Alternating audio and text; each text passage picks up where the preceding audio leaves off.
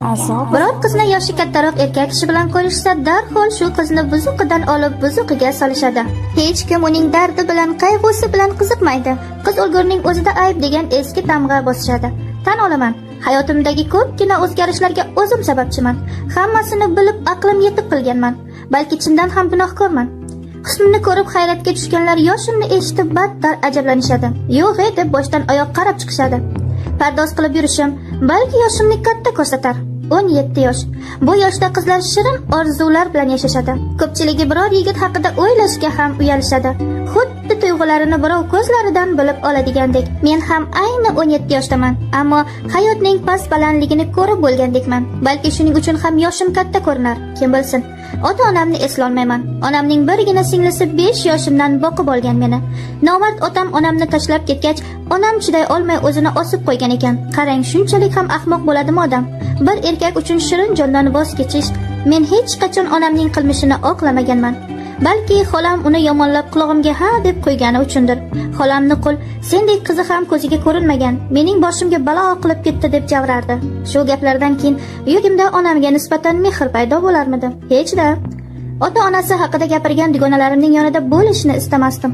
Ularning har so'zi yuragimga tikandek sanchilardi. Nega boshqalar kabi men ham bekamu ko'z emasligimdan, ota-onam yo'qligidan o'ksinardim. Xolam juda chiroyli edi, ammo farzandi bo'lmagani uchunmi bolalarga nisbatan mehr yo'q edi. Meni boqib olganidan ko'p nolirdi. Mehr ko'rmaganim uchun o'zim ham odamlarga nisbatan bemehr bo'lib o'sardim. Meni birov urishsa ham indamay ketardim.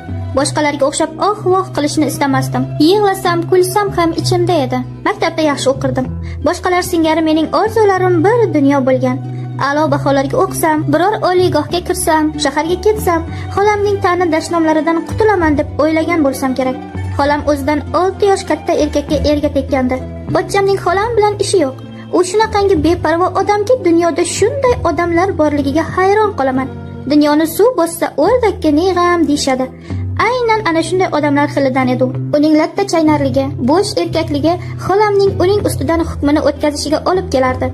Oilada ayol kishi hukmron bo'lsa, tasavvur qiling endi. Pochcham xolamning ich ko'ylaklarigacha yuvardi. Pochchamning bu ishlaridan bir nafratlansam, bir unga ichim achirdi. Sho'rlikda rahmim kelardi gohida. Xolam u bilan nomiga, elning ko'ziga eri xotin edi. Nufuzli tashkilotda direktor kotibasi bo'lib ishlaydigan xolam haqida ko'chada har xil gap so'zlar yurardi. Pochcham unga ana shu gap so'zlardan pana qilish uchun, odamlarning ko'zini shag'alat qilish uchun kerak edi xolos. Bir kuni xolam tongga yaqin uyga kirib keldi. Pochcham bechora xotinini uxlamay kutib o'tirgan ekan. Darvozadan kirib kelgan xolam erining yuziga qarab, "Hali ham yuribsizmi?" deb kirib ketgandi. Pochchamning qandaydir aybi bormidi bilmayman, ammo u hech qachon xotiniga qattiq gapirmasdi. Xolam har bayramda, tug'ilgan kunlarda guldastalar, qimmatbaho sovg'alar ko'tarib kelardi. Menga ko'rsatib maqtanardi. Mening latta erim hatto piyoz po'choq ham sovg'a qila olmaydi. Qaysi gunohim uchun bunday er yozilgan ekan deb qo'yardi gohida. Mana shu ayolning tarbiyasini olib o'sayotgandim men. Men ham xolamga o'xshab sovg'alar olishni xohlardim. O'zimcha shirin orzular qilardim. Xolamga o'xshab men ham o'zimga qarab yurishga harakat qilib, pardoz qilib olardim. O'sha paytdayoq chiroyli ayolning xushtorlari ko'p bo'lishini tushunib yetganman. Hammasi mana shundan boshlandi. 16 yoshda edim. Xolam 35 yoshini restoranda nishonlaydigan bo'ldi. Oddiy kotiba tug'ilgan kunini restoranda qilishi mumkin emas albatta. Badavlat homiysi tufayli edi hammasi. Ammo pochcham bir og'iz xotinidan pulni qayerdan olding deb so'ramadi. Restoranga borib eshik tagida qo'l qovushtirib mehmonlarni kutib oldi. Hatto ichkariga ham kirmadi sho'rlik.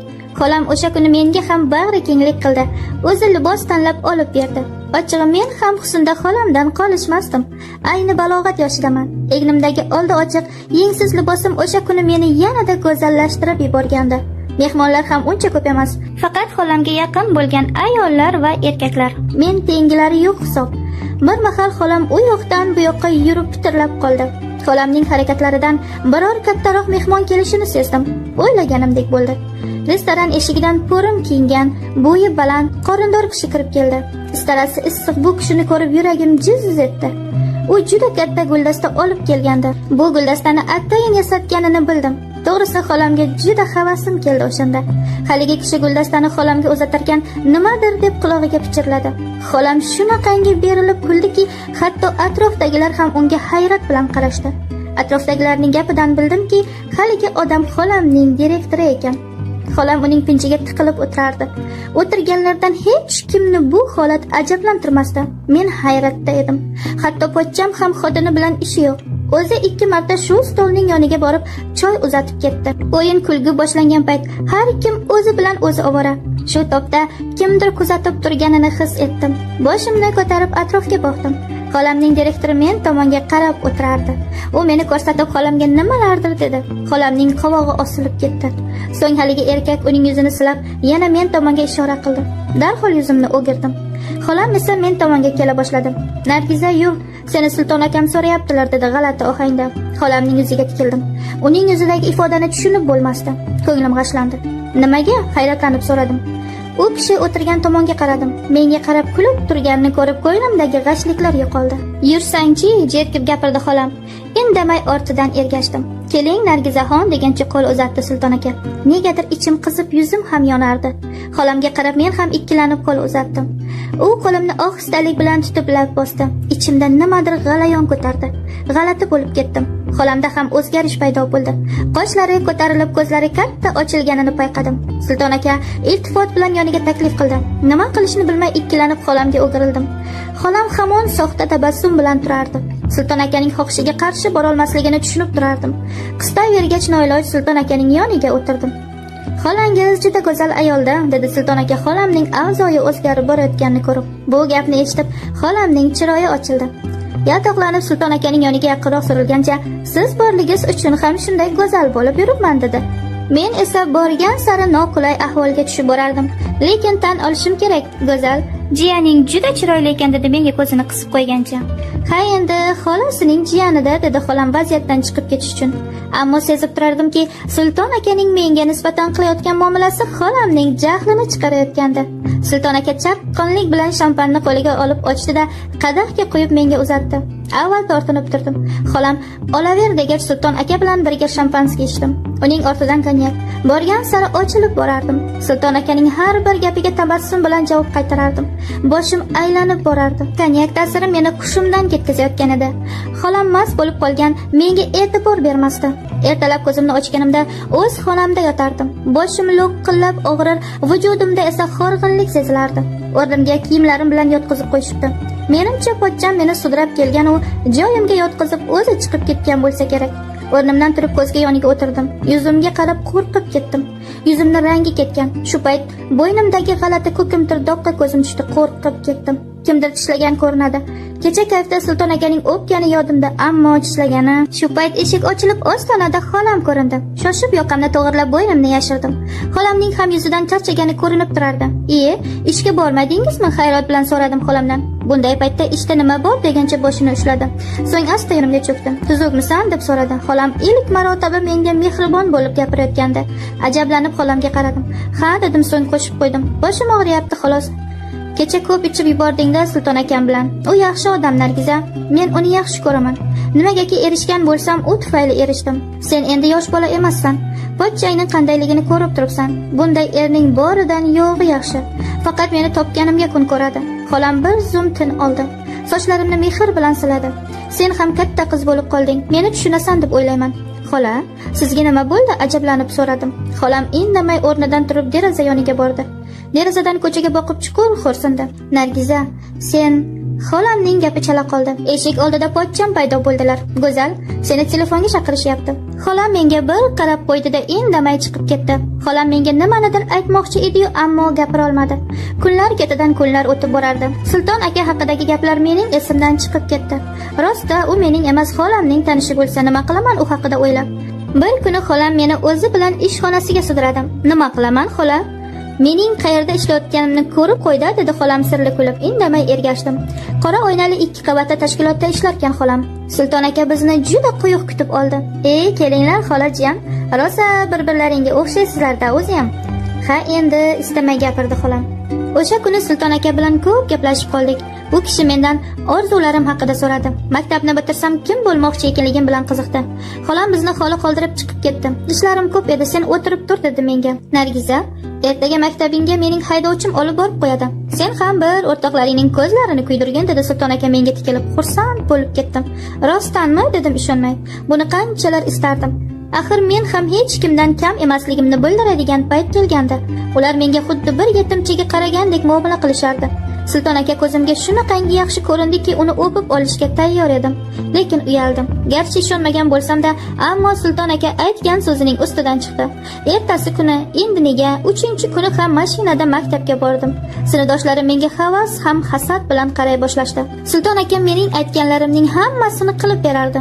U bilan telefonda tez-tez gaplashib turardik. Ammo xolamning gaplaridan uni meni qizg'anayotgani bilinib turardi. Men esa e'tibor bermasdim. To'g'ri, xolam menga gapirmasdi, ammo baribir rashk qilayotganini sezdirib qo'yardi. Kunlarning birida Sulton aka meni cho'milishga taklif qildi. Xolam ham boradilarmi deb so'radim. Sulton aka esa ikkalamiz borib qaytamiz. Cho'milishga borishni xohlayotgandek-ku, dedi kulimsirab. Xolam ruxsat bermaydilar, ularga nima deyman, dedim hayron bo'lib. Xolangni qo'yaver. Men ish buyurib ketaman unga, dedi ishonch bilan Sulton aka. Ikkalamiz dam olish maskaniga qarab yo'l oldik. Cho'milish kiyimi oldingmi, dedi Sulton aka menga g'alati qarab. Bosh chayqab yo'q ishorasini qildim. Men cho'milamiz deganda daryoni tushungandim. Yo'q, bu yerda odamlarning cho'milishlari uchun alohida maxsus basseynlar tashkil qilingan ekan. Odamlar siyrak. Sulton aka dam olish maskani xodimi bilan gaplashib menga cho'milish kiyimini olib berdi. Bunday ochiq libosda chiqishga avvaliga uyaldim, ammo boshqa kiyim ham olmaganman. Atrofdagilarga qaradim. Hech kimni bir-biri bilan ishi yo'q. Hamma shunday kiyimda yurishibdi. Sulton aka bilan birga suvga tushdik. U kishining qarashidan uyalib turardim. Ich kiyimda turgan Sulton akaga qarashga botin olmasdim. Ikkalamiz suvga tushdik. Suv muzdek ekan, etim seskanib ketdi. Ko'pchilik bizga qiziqib qarab turishardi. Sulton aka ichimlik olib ketganida bir ayol yonimga kelib, "Qizim, bu kishi kim bo'ladi senga?" deb so'radi. Nima deyishni bilmay qoldim. "Pochcham" dedim. Uyga qaytib kelsam, pochchamning rangida rang yo'q. U yoqdan bu yoqqa borib kelardi. Meni ko'rishi bilan, "Nargiz, xolangni mashina urib ketibdi. Tezroq yur", dedi meni kasalxonaga sudrab. Xolamni mashina urdimi yo o'zini mashina tagiga tashladim ekan deb o'yladim. Har qalay yosh bola emasman. Sulton akaning menga nima maqsadda qiziqayotganini bilib turardim. Menga esa baribir. Xolam shunga chiday olmayotgandi. Vaqtida xolam menga shafqat qilmagan. Endi men unga rahm qilaymi? Xolam bir oyga yaqin kasalxonada yotishi kerak ekan. Kun ora ko'rgani qatnay boshladim. Bu orada Sulton aka xolamning o'rniga meni kotiba qilib ishga oldi. Xolam eshitsa-da indamadi. Ertaga Sulton akamning tug'ilgan kunlari, tabriklashni yoddan chiqarma, dedi xolam bir kun. Xo'p deb qo'ya qoldim. Lekin ertasiga borishga ko'nglim bo'lmadi. Uyda o'tiraverdim. Sulton aka o'zlari telefon qilib, "Nargiza, qayerlarda yuribsan? Tez yetib kelgin", deb qoldi.